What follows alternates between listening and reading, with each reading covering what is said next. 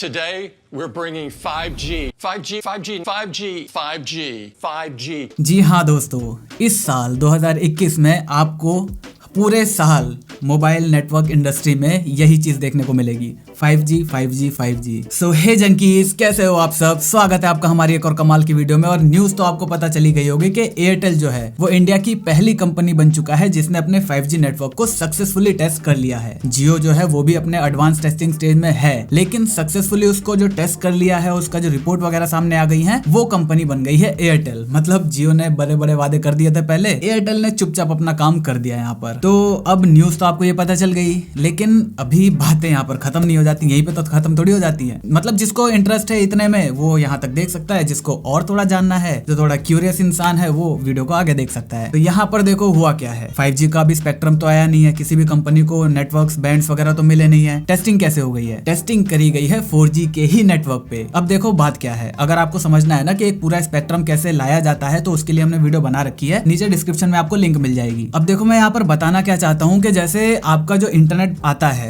वो कैसे आता है, टावर के थ्रू आता है। आपका जो ब्रॉडबैंड आता है ना, वो भी आता है इन टावर के थ्रू ही। वो जो मतलब लाइंस आ रही होती हैं, वही लाइन टावर तक भी जाती है, वही लाइन यहाँ तक भी आती है। हमें यहाँ मतलब ब्रॉडबैंड में तो 1 Gbps तक की स्पीड मिल जाती है फाइबर में, लेकिन मोबाइल वगैरह में केवल 20, 30, 10 Mbps तक की स्पीड मिल पाती है। तो यहाँ पर वही वायरलेस ट्रांसमिशन की होने की वजह से सारे लॉसेज हो जाते हैं यहाँ पर। और जो हमारा इलेक्ट्रोमैग्नेटिक स्पेक्ट्रम है, जिस फ्रिक्वेंसी पे हमारा 4G काम करता है, वो इतने सारे डेटा को कैरी नहीं कर सकता। तो ये सारी चीजें आपको उस वीडियो में क्लियर हो जाएंगी। अभी मेरा मेन मुद्दे की बात ये है कि 5G का स्पेक्ट्रम तो आया नहीं है, तो यहाँ पर क्या करा गया कि 5G की टेस्टिंग हो गई, तो यहाँ पर यूज करा गया है DSS का। DSS का मतलब है डायनामिक स्पेक्ट्रम शेयरिंग। मतलब नाम से ही समझ में आ रहा है, डायनामिक का मतलब क्या, जो कि चेंज हो सकता हो। स्पेक्ट्रम जो कि हमारा स्पेक्ट्रम होता है हर कंपनी के पास, फ्रीक्वेंसी बैंड्स हमारी। शेयरिंग जो कि शेयर कर सकते हैं आपस में। तो यहाँ पर DSS की सबसे बड़ी एडवांटेज ये है कि आप एक ही एंटीना से 4G और 5G दोनों को ही ट्रांसमिट करा सकते हो। तो अब यहाँ पर जैसे आपके पास DSS नहीं है, तो आप क्या करोगे, आपको 4G के लिए अलग एंटीना लगाना पड़ेगा जो कि 4G के लिए वो हो, 5G के लिए अलग एंटीना लगाना पड़ेगा। और इन केस मान लो आप एक ही टावर के अंदर दोनों एंटीना लगा देते हो, 5G का भी 4G का भी, आपके पास जो फ्रीक्वेंसी है मान लो 20 मेगाहर्ट्ज की है, एग्जाम्पल के लिए बता रहा हूँ, 20 मेगाहर्ट्ज की फ्रीक्वेंसी है। आप क्या करोगे, आपको 5G में तो अच्छी स्पीड देनी है ना, तो 5G में स्टार्टिंग में लोग कम रहेंगे, तो वहां पर आप क्या करोगे, 10 मेगाहर्ट्ज की जो फ्रीक्वेंसी है उसको 5G के लिए दे दोगे, 10 मेगाहर्ट्ज की फ्रीक्वेंसी जो है 4G के लिए कर दोगे। तब यहाँ पर इसकी दिक्कत ये हो जाएगी कि जो लोग पहले इतने बड़े रास्ते पे चल सकते थे, अब उनको रास्ता इतना सा दे दिया गया, तो यहाँ पर 4G की स्पीड में कमी आ जाएगी। 5G के लिए तो चलो इतना रास्ता है, वहां पर लोग कम है, गाड़ियां आराम से जा रही हैं, 4G के लिए दिक्कत हो जाएगी। लेकिन यहाँ पर क्या है, यहाँ पर आपका रास्ता वही है, आप इसी रास्ते में से हाई स्पीड वाली गाड़ियां भी निकाल सकते हो, लो स्पीड वाली गाड़ियां भी निकाल सकते हो, जैसे आपका ट्रैफिक वगैरह का सीन होगा वैसे, एग्जाम्पल के लिए बताया। तो यहाँ पर बात यही है कि आप एक ही तरीके एंटीना से 5G और 4G दोनों को ही दे सकते हो इस DSS की मदद से। और एयरटेल ने जो करा है वो यही करा है। उन्होंने जो अभी की स्पेक्ट्रम है ना 4G वाली, जो कि 1800 मेगाहर्ट्ज की है, उसी पर उन्होंने टेस्ट करा है। और वहां पर ये देखा गया है कि जो एग्जिस्टिंग स्पीड थी उससे 10 गुना ज्यादा स्पीड उन्होंने टेस्ट करी है, और 10 गुना ज्यादा अच्छी लेटेंसी उनको मिली है। जैसे फॉर एग्जाम्पल, अगर उनके पास अभी 20 Mbps की स्पीड आ रही थी 4G पर, तो यहाँ पर उनको केवल एंटीना को चेंज करना है। पुराना जो 4G वाला एंटीना था उसको हटा के जो नया DSS को सपोर्ट करने वाला एंटीना है उसको वहां पर लगा देना है। और अगर आपके पास एक 4G मोबाइल है तो उस पे आपको 20 Mbps की ही स्पीड मिलेगी। अगर आपके पास वहीं पर एक 5G मोबाइल है तो आपको मिलेगी वहां पर अप टू 200 Mbps तक की स्पीड। तो बहुत अच्छी बात है, बल्ले बल्ले हो गए, है कि नहीं? मतलब इसमें देखो बहुत सारे लोगों का फायदा है, कंपनी का सबसे बड़ा फायदा है, उनको दो टावर नहीं लगाने, ठीक है, 5G के लिए अलग, 4G के लिए अलग, इनका मेंटेनेंस नहीं करना। अब आपको क्या करना है, पुराने जो 4G के एंटीनाज हैं उनको हटाओ, DSS को जो एंटीना सपोर्ट करते हैं उनको लगाओ, जो बैंड आपको मिलेगा, जो फ्रीक्वेंसी बैंड्स आपको मिलेंगी, जो स्पेक्ट्रम मिलेगा, उसको वहां पर रन करा के आप अपनी फ्रीक्वेंसी को एयर में डिस्ट्रीब्यूट कर सकते हो। तो कहने का मतलब ये है कि कंपनीज का जो इंफ्रास्ट्रक्चर का पैसा था ना वो काफी ज्यादा बच जाएगा, और इसकी वजह से हम ये उम्मीद भी लगा सकते हैं कि 5G जो आने वाला था वो उतना ज्यादा महंगा ना आए जितना कि वो आ सकता था अगर उनको पूरा इंफ्रास्ट्रक्चर दोबारा से लगाना पड़ता। जैसे जियो का क्या है, जियो ने जो काम कर रखा है वो पहले से ही ऐसा कर रखा है कि वो लोग 5G के लिए केपेबल हैं। एयरटेल वगैरह का सीन क्या था, उनको पूरा नया सिस्टम लगाना पड़ता। अब आगे जब वो लोग बहुत एडवांस 5G पर जाएंगे तो ऑब्वियसली उनको एंटीनास भी पूरे चेंज करने पड़ेंगे, बहुत सारी चीजें, बहुत सारे डिवाइसेस चेंज करने पड़ेंगे। लेकिन इनिशियल स्टेज में इस DSS की मदद से उनको केवल एंटीना चेंज करना है, बाकी जो उसके नीचे डिवाइसेस लगे होते हैं जो उसका मेंटेनेंस करते रहते हैं या फिर जो फ्रीक्वेंसी को ट्रांसमिट करते हैं, वो सारे डिवाइसेस वही पुराने वाले काम कर जाएंगे। बस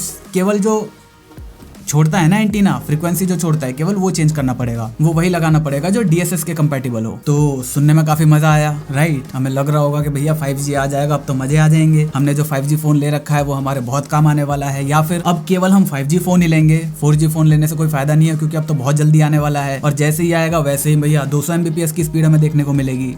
यही सोच रहे थे ना? तो मत सोचो, भूल जाओ, क्योंकि दे सकते हैं भाई। अभी 4G में आपको थियोरेटिकली 4G में आपको 100, 150, 200 Mbps की तो स्पीड मिलनी चाहिए थी, मिल रही है। 10 Mbps, 15 Mbps मिलनी मुश्किल हो जाती है। तो यही मैंने आपको उस वीडियो में ये भी बता रखा है कि क्यों हमारा 4G जो है इतना ज्यादा खराब है, क्योंकि हमारा पर GB का जो कॉस्ट है बहुत ही ज्यादा कम है। कंपनीज के पास जो एंटीना लगे हुए हैं उतनी बहुत ही बेहतरीन क्वालिटी के नहीं है। बेहतरीन क्वालिटी के साथ साथ उन्होंने एक एंटीना में बहुत सारे लोगों को भी ले रखा है। अगर उनके पास पैसा होता वो अच्छा एंटीना लगा सकते थे, एक की जगह 2 एंटीना लगा सकते थे जो कि उस एरिया में लगा हो, ताकि एक एंटीना पे कम लोड पड़े, बैंड्स जो है वो मतलब जो बैंडविड्थ है वो ज्यादा मिले हर लोगों के पास स्पीड ज्यादा है। लेकिन क्योंकि कंपनीज इतना ज्यादा प्रॉफिट कमा नहीं पा रही हैं, मोबाइल कंपनीज इंडिया में, इसी वजह से जैसा चल रहा है वैसा चलने दो। तो ये जो नई टेक्नोलॉजी आएगी 5G जो हमारा इनिशियली आएगा वो भी कुछ ऐसा ही होगा। बस फर्क ये होगा कि मान लो आपको पहले 10 ms की पिंग मिलती थी, अब 5 की मिल जाएगी। आपको जो स्पीड पहले मिलती थी मान लो 15 से 20 Mbps की, अब वो आपको 25 से 30 Mbps, 35 Mbps ज्यादा से ज्यादा मिल जाएगी।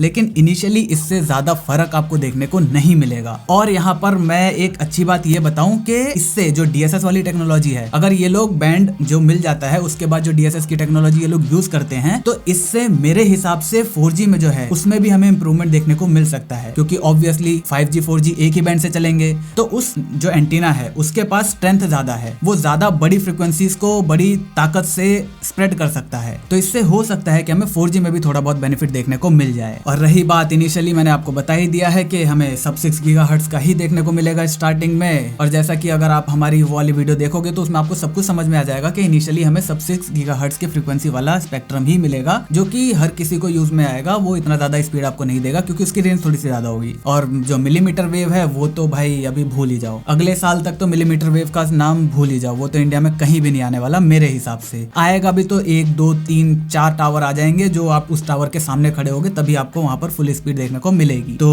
बस मुझे उम्मीद है आपको सारी चीज समझ में आ गई होंगी। एयरटेल ने टेस्ट कर लिया है, टेस्टिंग करनी एक अलग बात होती है। रियल लाइफ में जब वो आएंगे ना तो वो सीन बिल्कुल अलग रहेगा। अब अगर वो लोग सोचते हैं कि चलो हम क्या करते हैं 5G में पैसा ज्यादा बढ़ा देते हैं, एंटीना बहुत अच्छी क्वालिटी का लगा देते हैं, तो हमें 5G में फर्क देखने को मिलेगा। लेकिन अगर वही वाली बात रही कि भैया पहले प्रॉफिट कमाओ, पहले अपना जेब भरो, उसके बाद देखा जाएगा, तो उसमें क्या करेंगे वो लोग, थोड़ा वैसे ही नकली सा एंटीना थोड़ा यूज करेंगे, थोड़ा लो लेवल का एंटीना। सिर्फ एयरटेल नहीं, जियो वगैरह भी यही करेंगे। तो वो लोग थोड़ा वैसे ही काम चला हुआ एंटीना यूज करेंगे और हमें ऐसी सी मतलब स्पीड देखने को मिलेगी। तो बहुत ज़्यादा खुश होने की ज़रूरत नहीं है। इस साल हमें हर रोज़ 5G यही सुनने को मिलता रहेगा। तो बस मुझे उम्मीद है आपको सारी बातें समझ में आ गई होंगी। अगर वीडियो पसंद है वीडियो को लाइक करना बिल्कुल मत भूलना। चैनल पर नए हो तो सब्सक्राइब कर देना, क्योंकि हम ऐसे ही ज्ञान बांटते रहते हैं।